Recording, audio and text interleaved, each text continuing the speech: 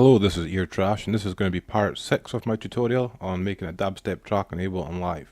So in the last part we went over making our second wobble bassline, and you can click the right hand annotation to take you to that video, or you can click the left hand annotation to take you to the start. So in this video we're going to go over how to make a rise, as our track needs to have a rise before the bass can drop in properly. So I'm just going to create some silence before the drop, so I'm going to go F11, create, insert silence, and now that's put in a blank space there, and this is where our rise is going to be. So I'm just going to copy this drum loop first. That's one that we made before, and I'm just going to quickly edit this so that the kicks are faster and some of the other sounds are coming in a lot faster. So I'm just going to do that quickly.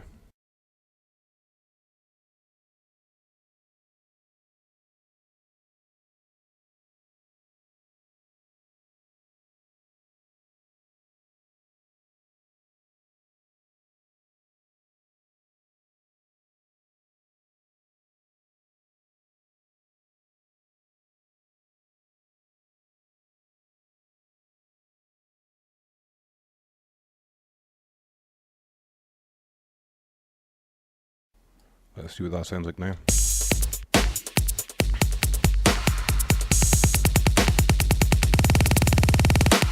So now we've got a foundation for our rise. We are going to add in some vocals that are going to come in just before the bass comes in. So I'm going to go to the vocal clip that I got from Bingers.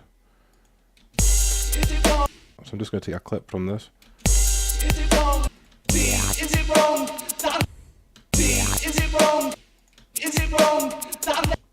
I'm just going to take that bit there.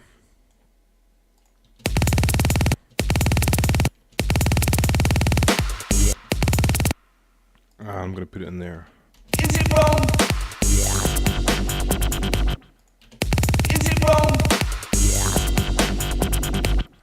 So I'm actually going to make another audio track there just for this sound here. And I'm going to put that in, and I'm going to put in some delay. So I'm going to go to my audio effects. I'm going to put in some ping pong and some simple delay, and then another ping pong. So the first ping pong, I'll just mute these other ones. So the first ping pong is going to give it like a fast sound.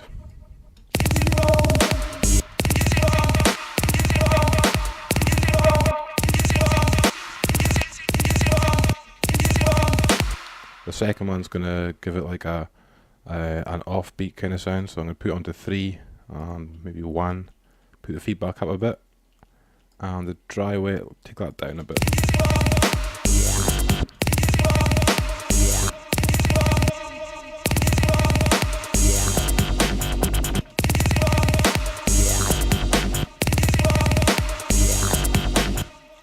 And the last one I'm just going to put it onto 4 so that it's kind of repeating it over each bar.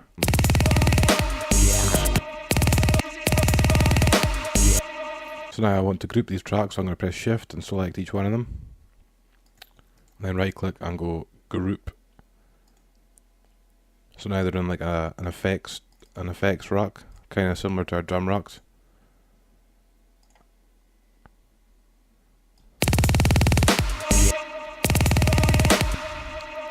And if we press this macro button here,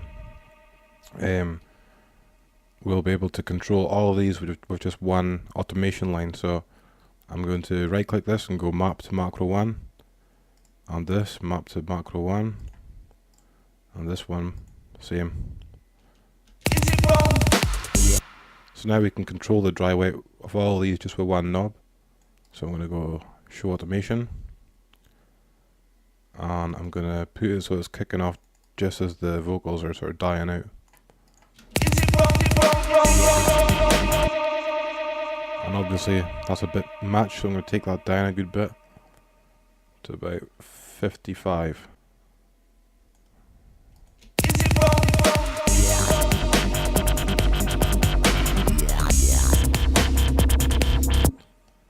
And I'm also going to put in a bit of reverb on this, so I'm going to drop in reverb into my chain. And I'm just going to use a preset that I made before called Subtle, and that's the one that we've been using throughout the tutorial.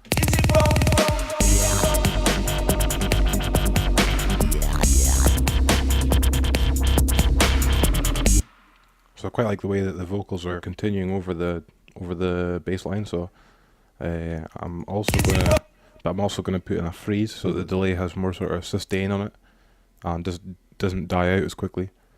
So I'm just going to click this and go show automation, and I'm going to make it so it starts freezing maybe there. Let's see what that sounds like.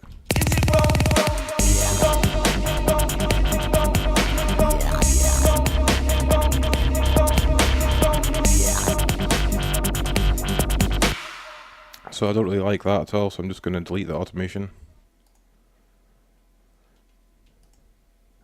Delete automation, and I'm going to try freezing this one instead.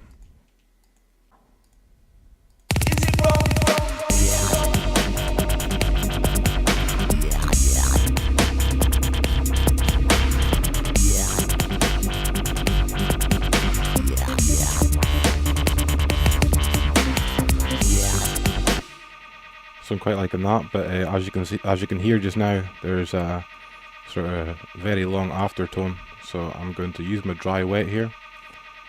I'm just going to make it so that it fades out over the course of, say, 4 bars. So let's hear what that sounds like now.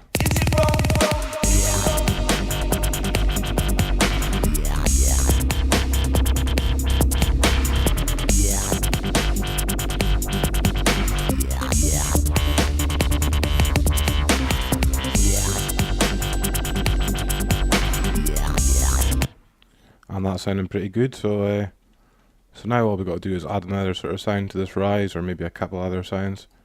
So in the next part I'm going to make like a lead synth sound to go over this. So I'm just going to end this video here before it gets too long and boring. And so if you'd like to see the next video, please click the annotation on the screen just now and that'll take you there. And please remember to rate this video. And thanks for watching. See you in the next video.